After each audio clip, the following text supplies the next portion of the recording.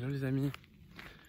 Alors aujourd'hui, je vais vous parler de l'importance de se connaître, en fait, de connaître son énergie. Alors les énergies, qu'est-ce que c'est déjà? Qu'est-ce que connaître son énergie? Connaître son énergie, c'est connaître l'effet énergétique qu'on produit dans l'environnement. C'est-à-dire que on a tous, comme dans une mécanique, dans un moteur, il y a un catalyseur, voilà, il y a un carburateur, il y a un système de refroidissement. Il y a plein de choses en fait qui ont un rôle bien particulier. Et ben nous en fait on est aussi une des pièces de la machine de l'univers, dans une société, dans différentes dimensions, à travers comment dire, les autres, mais aussi à travers les autres dans une dimension infinie et dans une dimension plus courte. C'est-à-dire dans une famille, on a un rôle, voilà, en tant qu'avec ses cousins, dans la dimension même juste papa, maman, les enfants, mais aussi dans la dimension les oncles, les tantes, les grands-pères, la grand-mère. On a une énergie particulière, on a un message à passer en fait. Voilà, on a un message à passer et ce message en fait c'est notre énergie. Qu'est-ce qu'on apporte? Est-ce que nous on est un rebelle? Est-ce que nous on est quelqu'un qui apporte beaucoup de douceur, de la joie, de la tristesse, de la perturbation? En fait toutes ces énergies sont nécessaires à l'équilibre et quand on conscientise qui on est, et ben en fait qui on est et qu'est-ce qu'on apporte, c'est très important. On accepte en fait qui on est, parce que souvent on a tendance à juger par rapport à ce qu'on apporte. On se dit ouais mais c'est pas bien, je suis pas comme ça, je suis pas comme les autres. Et en fait c'est bien de pas être comme les autres, c'est juste qu'il faut accueillir qui on est vraiment. Et c'est pas facile parce que il y a des rôles qui sont plus ou moins agréables à avoir. Il y a des rôles qui sont là pour provoquer, il y a des rôles qui sont là pour calmer. Donc c'est sûr qu'il y a des rôles qui sont beaucoup plus agréables à avoir, un peu comme une pièce de théâtre où chacun a un rôle différent. Il y en a, ils font les méchants, les gentils, mais tout le monde a son rôle à apporter pour créer un mouvement, une mise en mouvement de l'énergie de l'univers, des lieux, pour tout ça, pour enseigner des leçons, pour enseigner des messages à travers chacun et que chacun doit écouter. Et c'est une sorte de puzzle interactif émotionnel où si on n'est pas connecté, ben on va prendre les choses d'une certaine manière. Si on est connecté, on va les prendre d'une autre manière. Et en fait, c'est ça qui est important, c'est de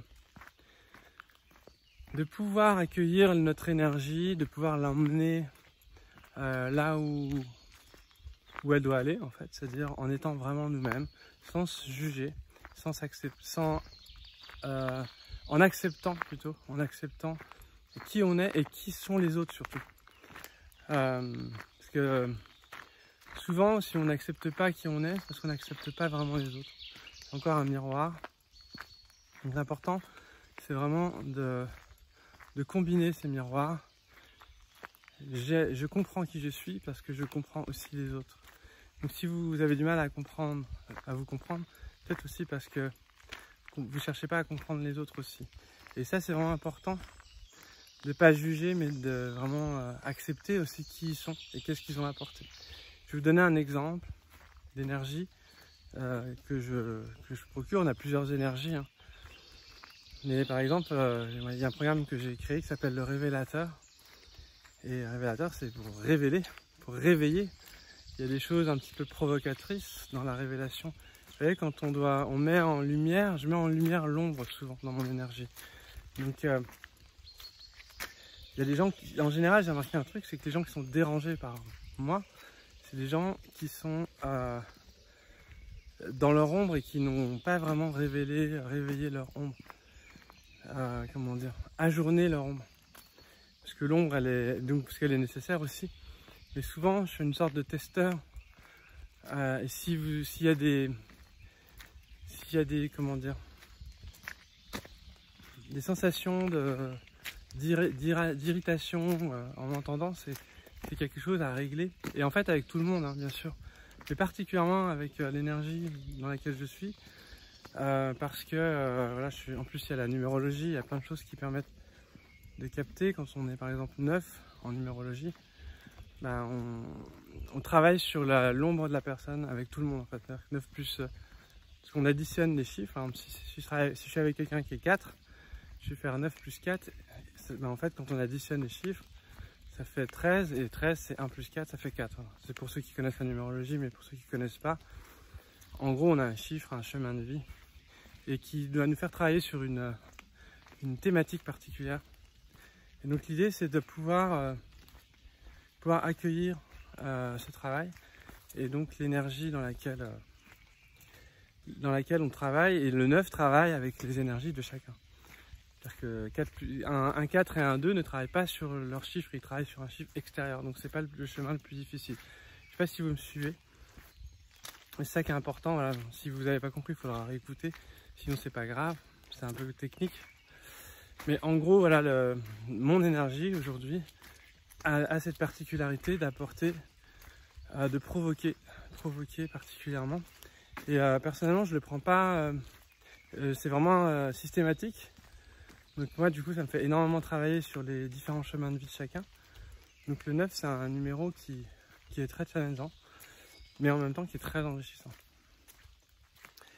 Et en plus bah, j'ai une énergie particulière, un karma particulier, une histoire particulière, et ces histoires elles viennent aussi de nos vies antérieures, de notre histoire qui est tout le temps dans l'infiniment grand et l'infiniment petit.